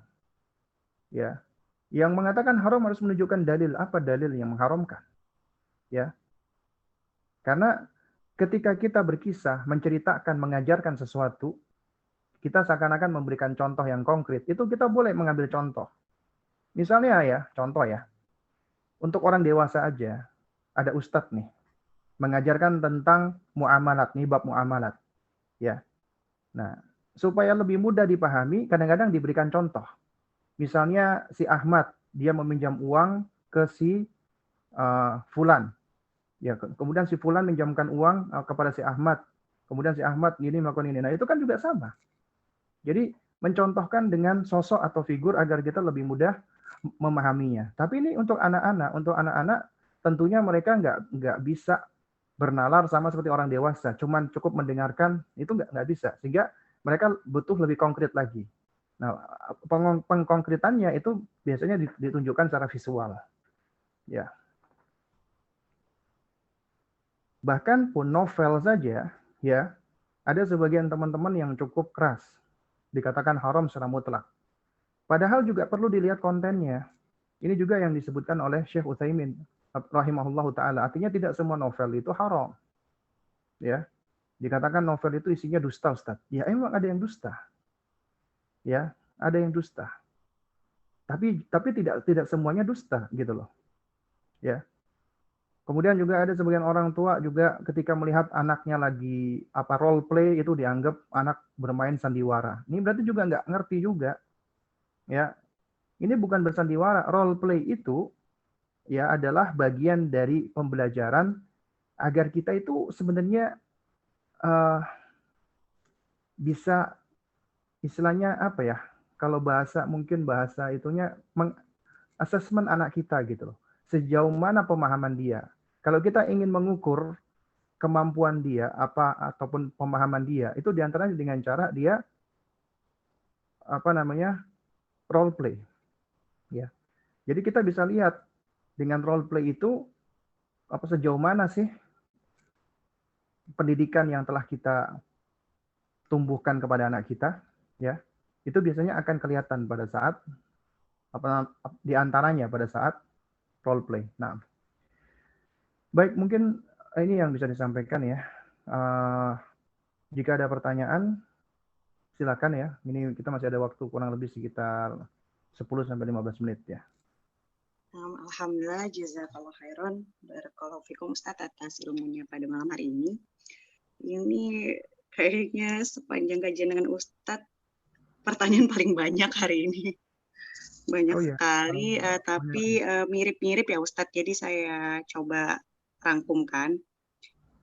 Yang pertama, mengenai tujuan dari gambar atau dari animasi. Jika tujuannya bukan untuk pendidikan anak, tapi untuk orang dewasa. Di sini pertanyaan yang masuk ada dari seorang psikolog, menggunakan tes gambar untuk kliennya, kemudian dari guru bahasa Inggris untuk siswa-siswanya, dan tidak hanya gambar, tapi di sini juga film kalau bahasa Inggris ya Ustadz, film yang native speaker.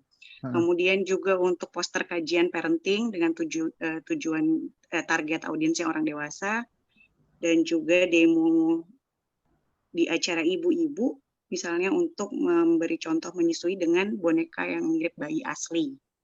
Ya, mohon nasihat Ustaz. Nah, baik ya. Ya, barakallahu fiik ya. Jadi sebenarnya ya, selain untuk anak-anak, sebenarnya kan untuk anak-anak itu buat apa sih? Tujuannya tidak lain dan tidak bukan adalah untuk pendidikan. Bukan sekedar permainan bagi mereka, tapi untuk pendidikan. Ya. Nah, tapi memang buat anak-anak itu lebih banyak rukhsahnya, lebih banyak keringanannya. Adapun untuk orang dewasa memang tidak selonggar buat anak-anak. Tapi memang ada kondisi-kondisi di mana hal ini diperbolehkan. Sebagaimana tadi dicontohkan. Ya misalnya, mahasiswa kedokteran atau mahasiswa biologi, ketika dia hendak mempelajari tentang organ tubuh, maka tentunya butuh adanya gambar. Bahkan butuh adanya semacam patung, ya kan? Kalau kita di laboratorium itu kan juga banyak patung kan? Patung-patung manusia untuk belajar organ, ya. Bahkan ada patung tengkorak bahkan ya. Nah, apabila memang tujuannya adalah pendidikan, ya memang tujuannya seperti itu, bukan untuk lainnya, maka ini juga difatwakan oleh para ulama, ini adalah suatu hal yang dibolehkan. Juga misalnya untuk pembelajaran misalnya, untuk belajar bahasa misalnya, ya belajar bahasa, ya diantaranya tadi ya video-video dalam rangka untuk understanding ya, fahmul masmu misalnya, dengan menunjukkan cuplikan adanya gambar baik itu animasi ataupun bukan, itu juga suatu hal yang diperbolehkan asalkan ya tadi di dalam cuplikan-cuplikan animasi tadi tidak ada unsur yang haram, misalnya di dalamnya ternyata ada gambar wanita yang tidak menutup aurat, atau di dalamnya ada lagu-lagu atau musik-musik yang haram atau yang semisalnya, maka ya itu menjadi haram ataupun terlarang. Tapi apabila itu tidak ada, maka tidak masalah karena tujuannya adalah untuk pendidikan. Nah, juga termasuk di dalam studi psikologi misalnya, ya. Anak-anak biasa kan diminta untuk menggambar nih, ya kan? Supaya bisa dinilai, dan ini adalah suatu hal yang setahu saya memang berangkat dari hasil penelitian ya, dari riset, dari observasi untuk menilai anak-anak ya, juga dari sisi perkembangan psikisnya ataupun mental dan seterusnya, termasuk kognisinya, itu dilihat dari kemampuan dia di dalam menggambar, mulai dari goresan tangannya, kemudian dari ketika dia menggambar sesuatu ya, itu maksudnya dia kan punya perspektif ya. Misalnya disuruh gambar rumah gitu kan, tiap anak pasti gambar rumahnya beda-beda. Ya, nah jadi di situ ada penilaian-penilaian yang bisa dilakukan. Ya, juga termasuk misalnya menggambar makhluk bernyawa. Tapi tentunya dalam hal ini ya, bagi seorang muslim hendaknya dia menghindarkan apabila diminta gambar makhluk bernyawa, maka dia tidak perlu untuk menggambar makhluk bernyawa yang utuh ya, ada matanya, ada hidungnya ya. Jadi hendaknya dia tidak perlu menggambar utuh. Kenapa? Karena memang ada ancaman bagi musawwir ya, bagi orang yang menggambar ya. Ya, nah, Allah lansab. Oh, ini ada pertanyaan yang masuk ya di chat ya. Iya. Ana dulu pernah membeli komik yang isinya nilai-nilai sunnah dan syariat, tapi wajahnya utuh. Di dalam komik tersebut ada juga ayat-ayat Al-Quran dan hadisnya. Pertanyaan Ana, apakah buku komik tersebut boleh tetap Ana simpan dan baca, atau dihapus wajahnya, atau dimusnahkan, atau dipotong semua ya Ustadz, dan bukunya bukan untuk anak-anak. Nah, jadi yang pertama ya, buku-buku bergambar itu seharusnya buat anak-anak, tidak untuk orang dewasa. Seharusnya demikian. Karena itu suatu hal yang kemunduran sebenarnya apabila orang dewasa ketika belajar itu masih pakai komik, masih pakai gambar-gambar visual. Itu adalah salah satu bentuk kemunduran sebenarnya. Ya. Dan juga bukan suatu hal yang baik ya, ketika ada orang-orang yang mungkin punya kelebihan ilustrasi, kemudian dia bikin komik, tujuannya mungkin bagus ya untuk pendidikan, ya.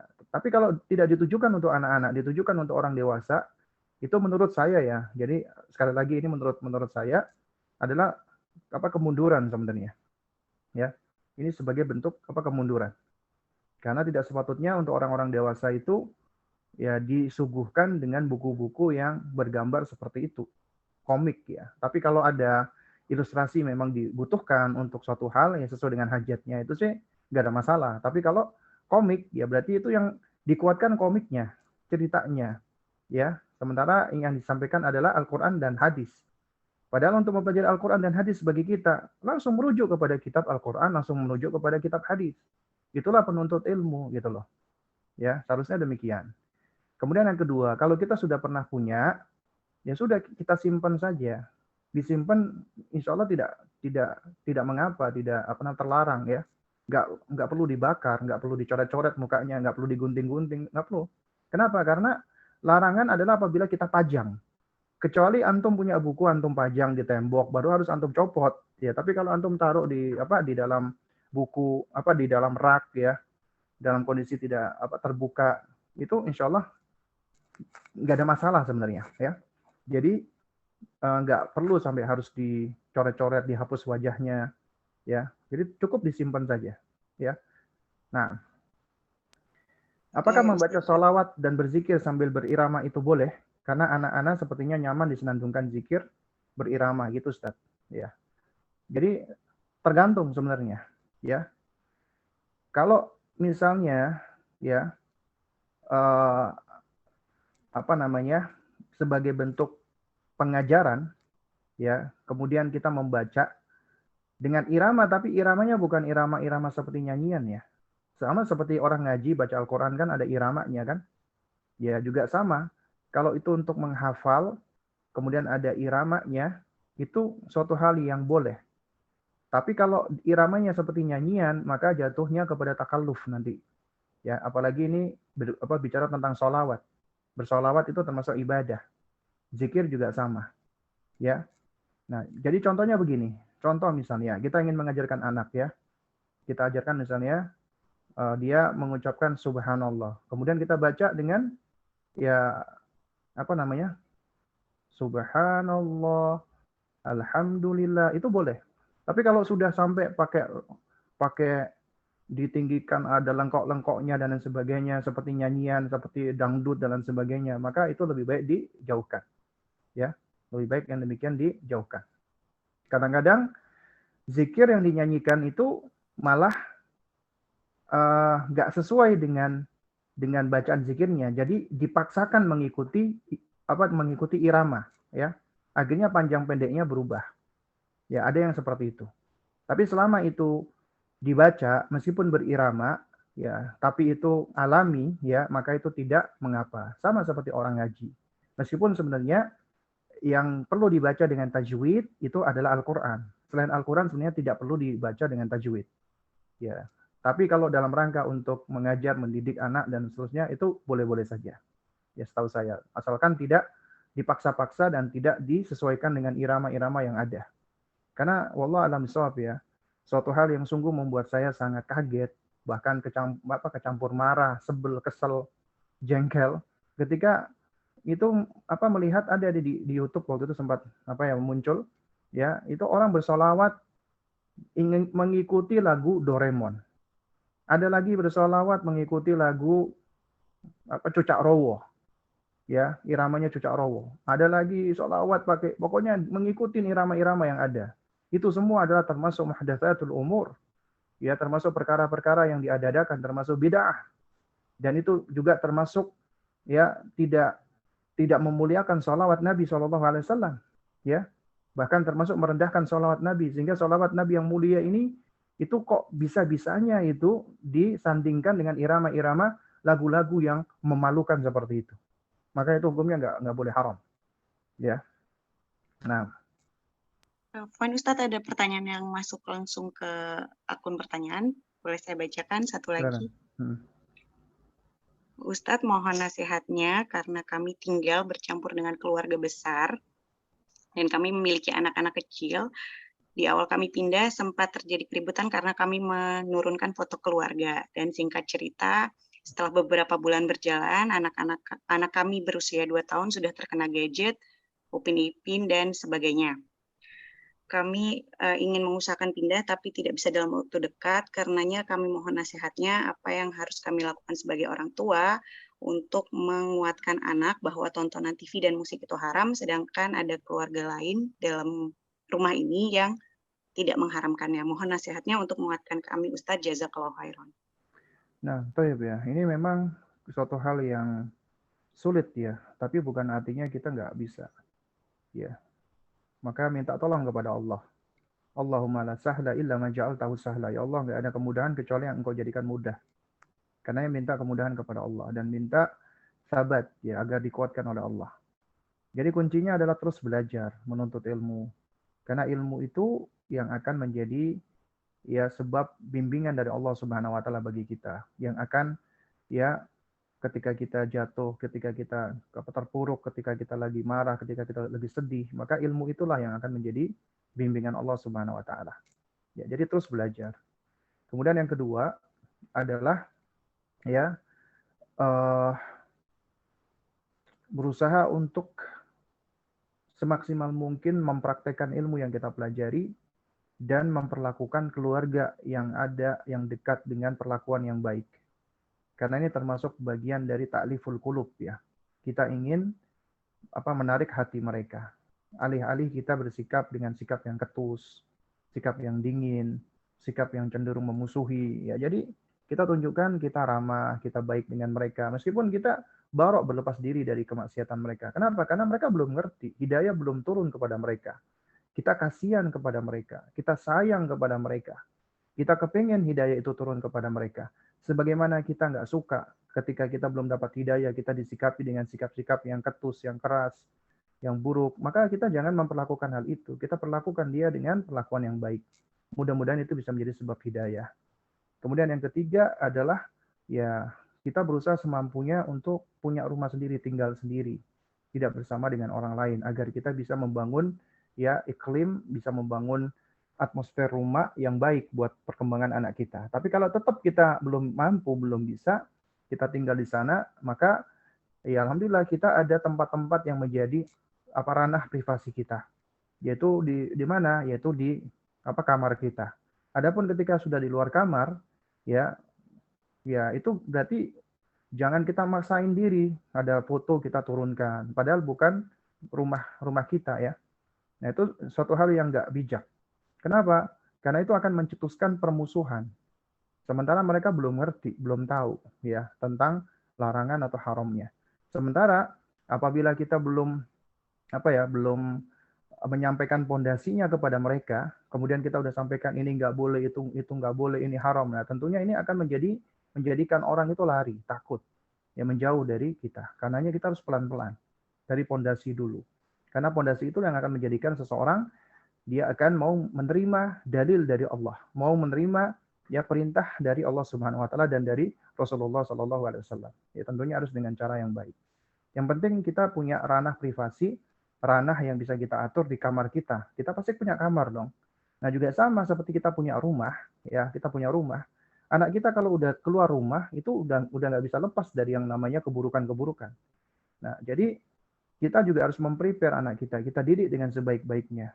Ya, kita bangun akidahnya, kita bangun hatinya, akhlaknya. Ya, kita terus mendampingi anak, membersamai anak ya, mendidik mereka, mendidik anak-anak kita ya, harus dengan ilmu, dengan kesabaran, dengan hikmah. Ya, artinya kita butuh terus belajar. Kita butuh terus untuk berdoa kepada Allah, beristighfar, meminta tolong kepada Allah. Adapun selebihnya yang sudah kita serahkan kepada Allah. Ya, mudah-mudahan Allah Subhanahu wa taala memberikan kemudahan bagi kita.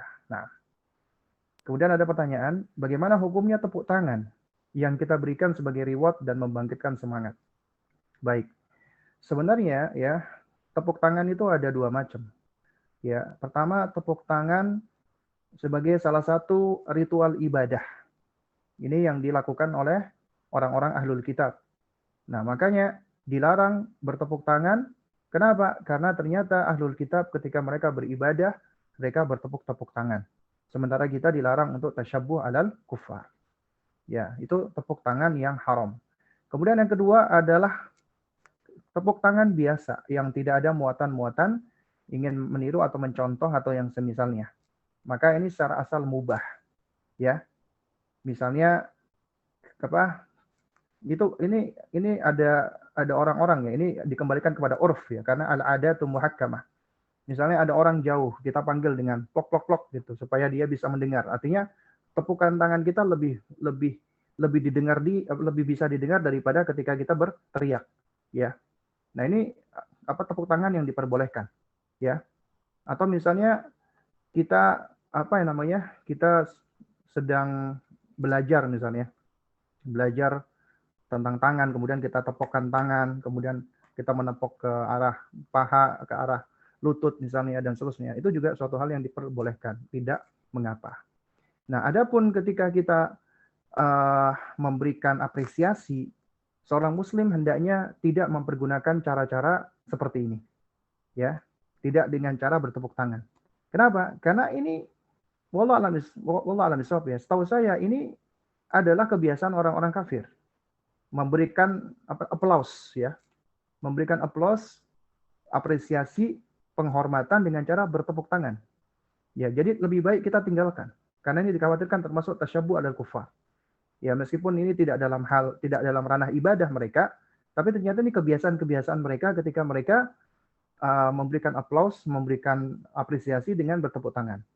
Alih-alih kita bertepuk tangan, lebih baik kita mengajarkan anak kita dengan apa? Dengan berzikir kepada Allahu Akbar, Alhamdulillah, dan yang semisalnya.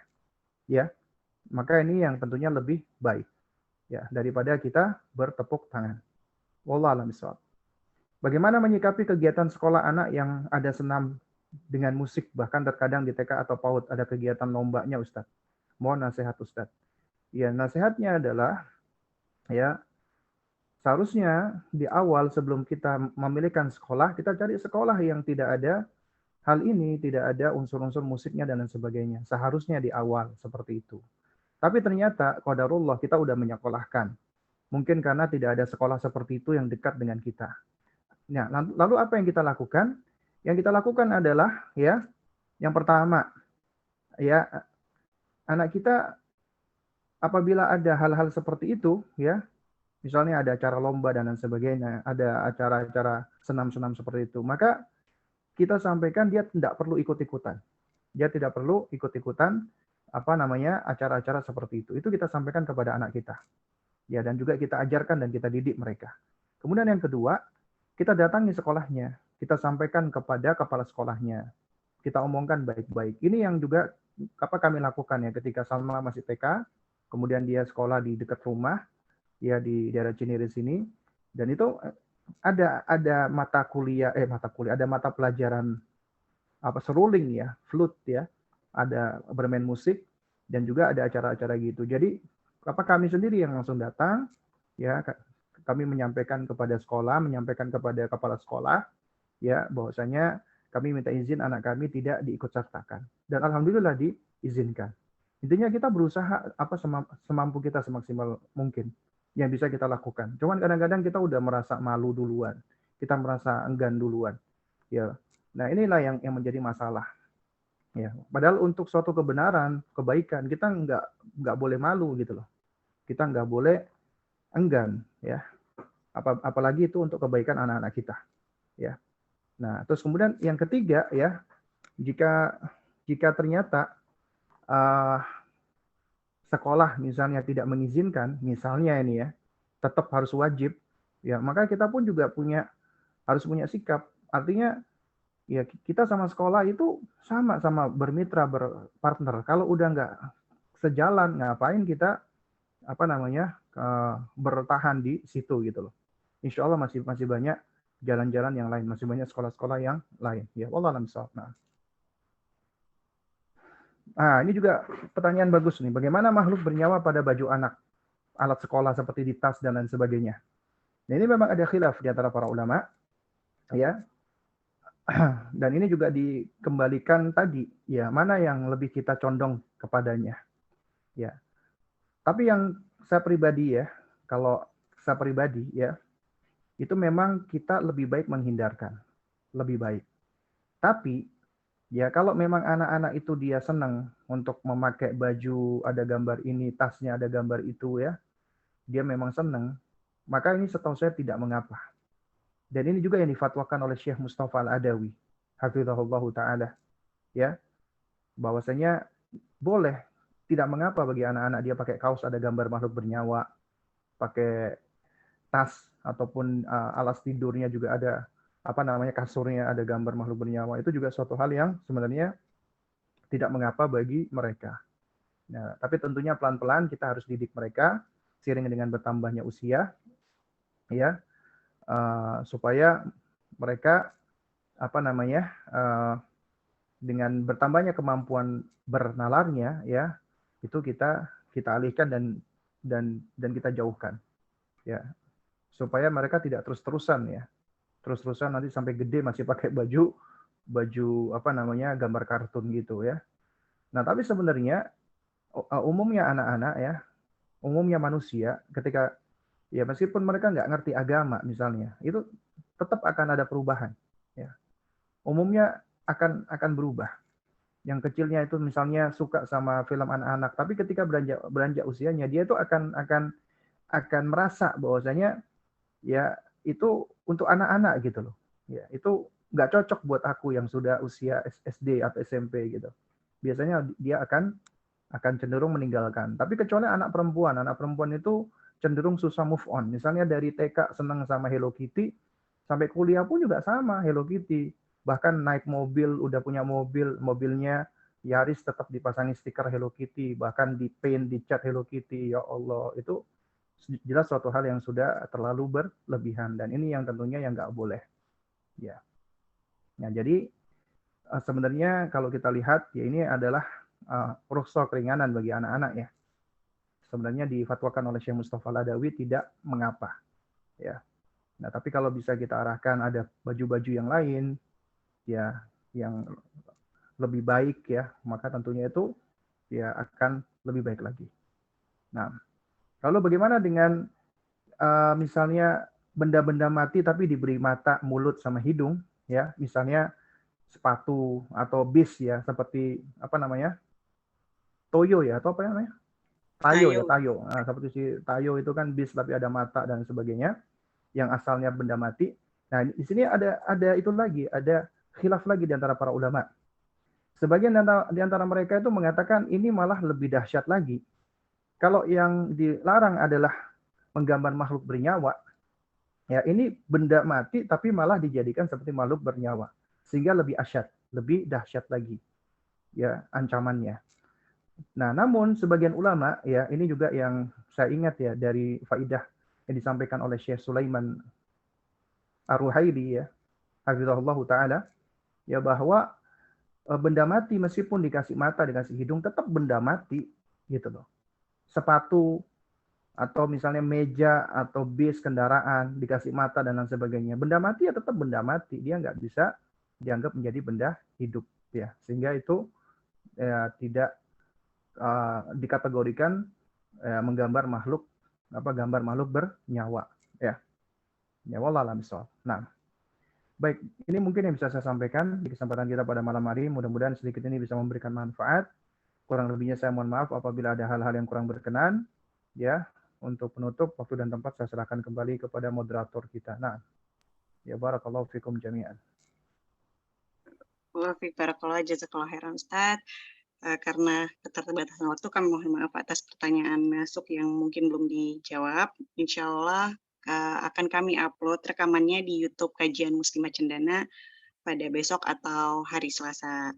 Kita tutup kajian malam ini dengan doa penutup majelis. Subhanakallahumma bihamdika asyhadu an la ilaha illa anta astaghfiruka wa atubu ilaik. Kami izin menutup Zoom-nya. Terima kasih banyak telah membersamai pada malam hari ini. Jazakumullahu khairan. Barakallahu fikum.